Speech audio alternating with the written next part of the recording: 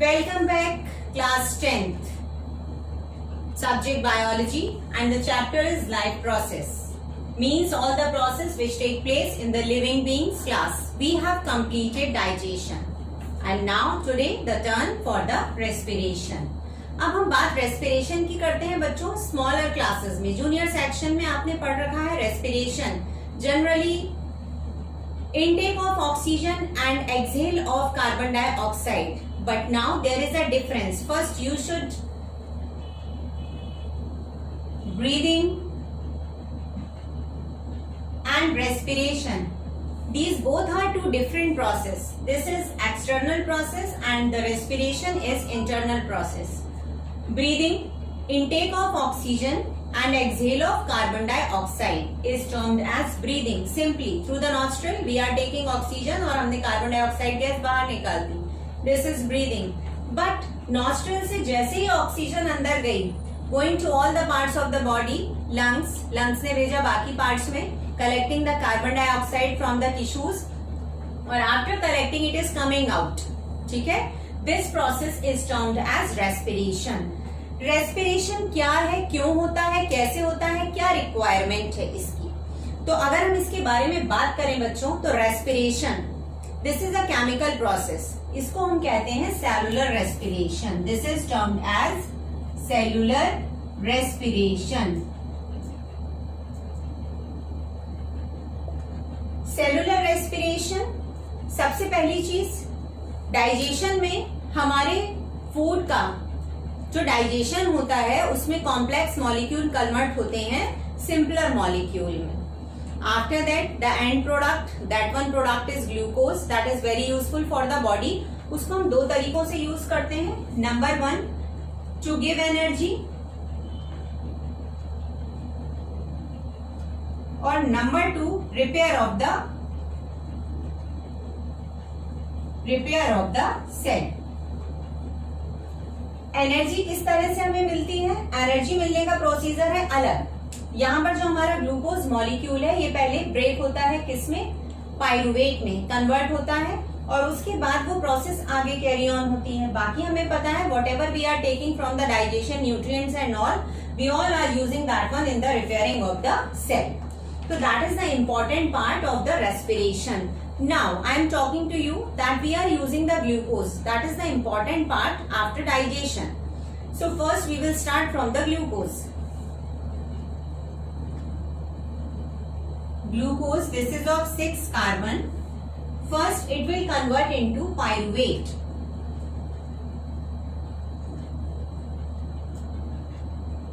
This process will take place in the cytoplasm.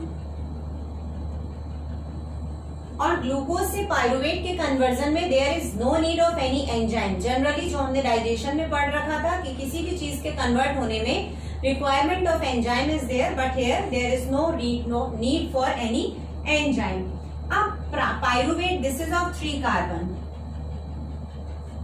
Pyruvate का जो breakdown है ये डिपेंड करता है in presence of oxygen and absence of oxygen. इस बेसिस पर पाइरुवेट का जो ब्रेकिंग है बच्चों, ब्रेकडाउन, उसको 3 पार्ट्स में डिवाइड किया गया है. Number 1 absence of oxygen, number 2 lack of oxygen और number 3 present of oxygen. Means presence of oxygen. Presence of oxygen ये वाला जो प्रोसीजर होता है ये हमारा होता है माइटोकॉन्ड्रिया में. माइटोकॉन्ड्रिया जो आपने 9th क्लास में पढ़ रखा है in the cell.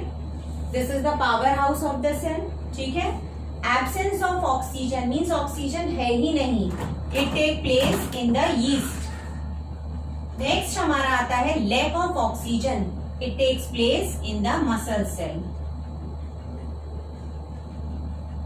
So in this way we are seeing that pyruvate, breakdown of pyruvate हमारी 3 stages या steps इन पे डिपेंड कर रहा है. Absence of oxygen which is taking place in the yeast cell.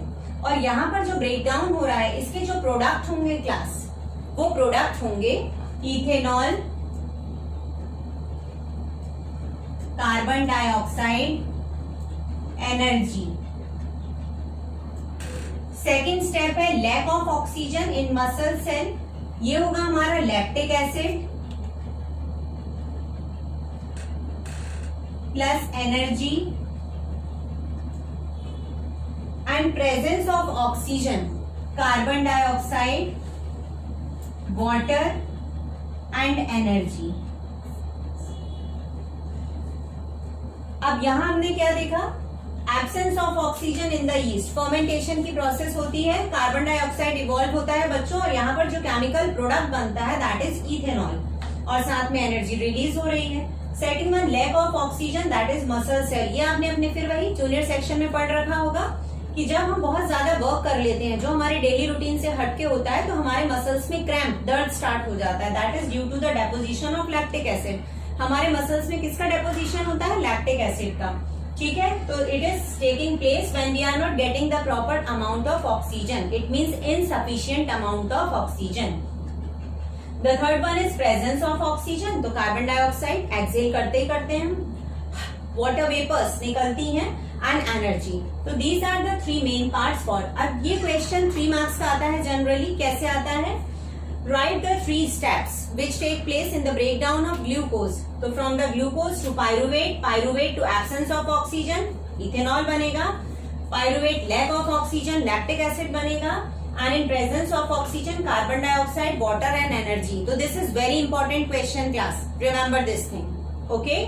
इस पूरे प्रोसीजर में हम एक चीज देख रहे हैं बच्चों, we are getting energy, energy and energy, the energy is in the form of ATP, fine. ATP is known as ATP, adenosine triphosphate, these are the currency coins, coins of currency, coins of, these are the currency of energy, fine. अब इनसे हमें energy मिलती है इस form में। अब body में बहुत सारी चीजों के लिए रिक्वायरमेंट होती है एनर्जी की, for the repairing, to do the work, for the conduction of nerve impulses which are sending the messages to the brain. तो एवरीथिंग एवरीवेयर, बॉडी के हर पार्ट में हर काम को करने के लिए एनर्जी रिक्वायर्ड है। ये एनर्जी कैसे मिलती है, ADP that is adenosine diphosphate, ये फॉस्फेट के साथ रिएक्शन करके एडीपी फॉस्फेट का बॉन्ड बनाता है और ये कन्वर्ट हो जाता है एटीपी में। तो जब जब हमें एनर्जी की रिक्वायरमेंट होती है तो we always use energy in the form of ATP that is adenosine triphosphate.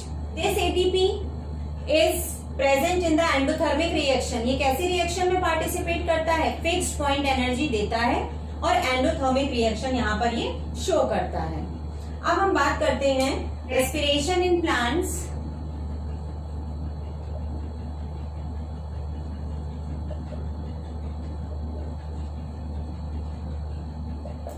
Means exchange of gases in plants, or that is done by the stomata. Through the stomata, this is a simple diagram of stomata. These are the guard cells, outer membrane. ये हमारा रहा open. This is the opening of stomata. Opening of stomata. And these are the guard cells, which helps in the opening and closing of stomata. अब यहाँ पर exchange of gases इसी के through होगी, oxygen will go inside and carbon dioxide will come outside from the stomata. यहाँ पर ये जो प्रोसेस है in the gaseous form, plants में ये डिफ्यूजन के थ्रू होता है बच्चों, only diffusion take place for the exchange of gases in the plants. बहुत सिंपल प्रोसेस है, प्लांट्स एक ही जगह पर स्टेशनरी रहते हैं, चलते फिरते नहीं है, बहुत ज्यादा उनमें प्रोसेस नहीं होता है, that's why the amount of energy is required low. तो लो रिक्वायर्ड की वजह से rate of respiration is also low. अब एक इम्पॉर्टेंट बात प्लांट्स के बारे में आती है, जनरली हम जानते हैं कि जो प्लांट्स होते हैं वो दिन के समय हमें ऑक्सीजन गैस देते हैं, yes, due to the process of photosynthesis. Plants ने अपनी ही CO2 थ्रू द रेस्पिरेशन निकाली और उसको तुरंत यूज भी कर लिया, अपने CO2 को भी यूज किया and the another one CO2 which we are exceling, जो CO2 हम दे रहे हैं, ठीक, प्लांट्स ने यूज किया and they are giving us oxygen. But at night there is no process, चल रहा है फोटोसिंथेसिस का part but not the light reaction, light reaction का पार्ट नहीं चल रहा है, ऑक्सीजन फॉर्मेशन नहीं हो रहा है रात के समय। तो जब रात में हम प्लांट्स के नीचे सोते हैं बेटा, ये कहा जाता है ना कि रात के समय प्लांट्स के नीचे नहीं सोना चाहिए, उसका रीजन सिर्फ यही है बच्चे कहते हैं या लोग कहते हैं कि रात में प्लांट्स कार्बन डाइऑक्साइड छोड़ते हैं। This is the wrong sentence. Plants तो दिन में भी कार्बन डाइऑक्साइड छोड़ते हैं और रात में भी कार्बन डाइऑक्साइड छोड़ते हैं, बट दिन के समय वो उस कार्बन डाइऑक्साइड को यूज करते हैं फोटोसिंथेसिस में और वो देते हैं oxygen gas. This is the product of photosynthesis. But रात के समय वो ऑक्सीजन गैस नहीं दे पाते। तो रात के समय प्लांट्स के नीचे सोना इसलिए खतरनाक है कि उनका अपना रेस्पिरेशन चल रहा है और हम नीचे सो रहे हैं, हमारा रेस्पिरेशन चल रहा है, तो amount of carbon dioxide will be higher. Is it clear? तो रीजन इज दिस ओनली। बहुत सिंपल सा रीजन है।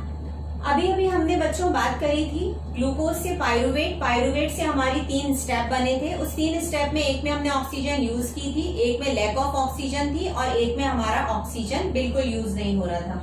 तो on the basis of aerobic respiration और anaerobic respiration,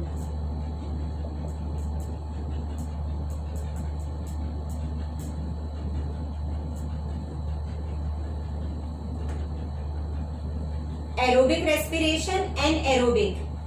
number 1, aerobic respiration में O2 इज रिक्वायर्ड, एनएरोबिक में no need of oxygen, no need of oxygen. Number 2, aerobic respiration, large amount of energy, large amount of energy released, और यहां पर low amount of energy released. Third हमारा आता है aerobic respiration में we were using oxygen, oxygen use हो रहा था, मींस माइटोकॉन्ड्रिया में प्रोसेस हो रहा था और शुरुआत कहां से हो रही थी? साइटोप्लाज्म में। तो it takes place in cytoplasm and mitochondria.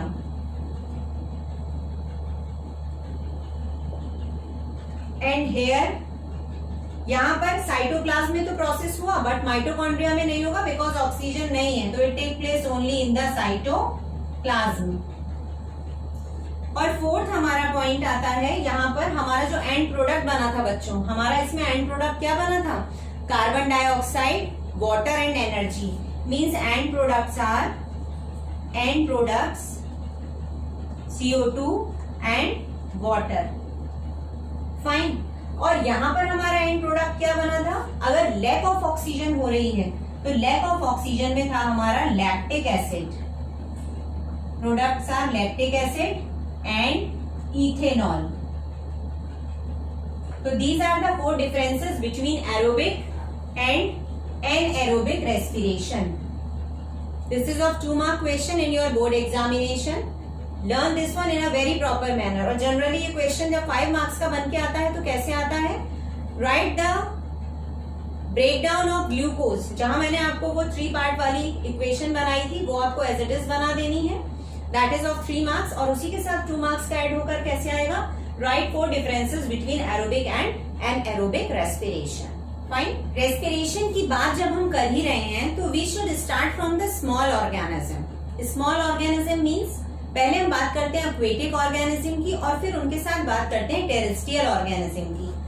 अब जब एक्वेटिक ऑर्गेनिज्म की हम बात कर रहे हैं और यहाँ terrestrial organism, aquatic means those live in water, water में रहते हैं, तो दे यूज डिजोल्व ऑक्सीजन। वो कैसी ऑक्सीजन यूज करते हैं? Dissolve. Reason, they can not take oxygen directly from the atmosphere. इसीलिए अगर हम फिश को, भाई ऑक्सीजन पानी के अंदर भी है, ऑक्सीजन बाहर भी है, फिर हम फिश को बाहर ले आते हैं तो फिश क्यों मर जाती है?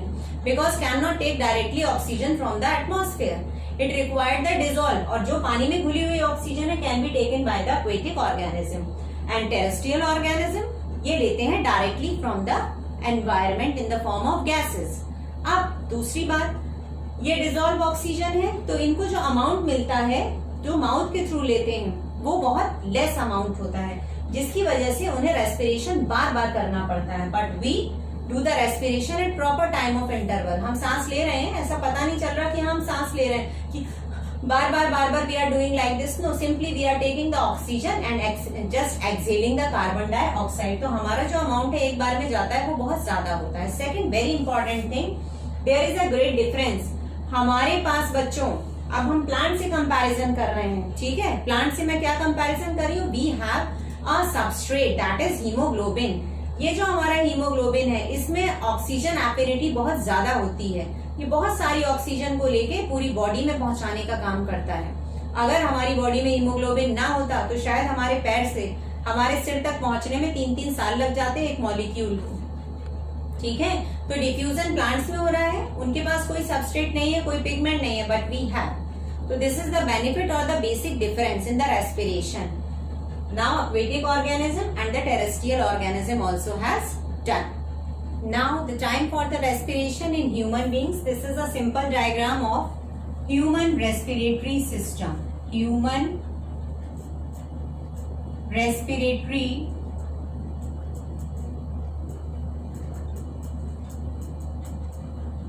system.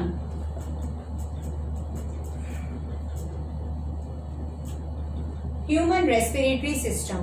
सबसे पहले बच्चों, अभी हमने बिल्कुल स्टार्टिंग में क्लास की बात करी थी, the difference between the breathing and respiration, जहां मैंने आपको बताया था breathing is the external process and respiration is a cellular और इंटरनल प्रोसेस। वही शुरुआत अब हमें बस इसमें पढ़नी है। This is very easy. एक चीज आप हमेशा याद रखिए, biology is always with you, ठीक है। कैसे? सांस ली from the nostrils, nozzle nasal passage के थ्रू, जैसे ही हमारी एयर अंदर गई। अब एयर में तो बहुत सारी एयर है, बच्चे क्वेश्चन करते हैं क्लास में कि मैम ये कैसे एयर, तो air is a mixture of gases. Carbon dioxide है उसमें नाइट्रोजन है, उसमें हमारी ऑक्सीजन है। तो हमारी बॉडी की एक सबसे खास बात क्या है बच्चों, जो चीज हमें चाहिए body will take only that one, rest of the things will not be adapted by it, ठीक है। तो हमारे रेस्पिरेशन में वी रिक्वायर्ड ओनली ऑक्सीजन। तो बस नॉस्ट्रिल में हमारे गैस गई, दैट इज फाइन।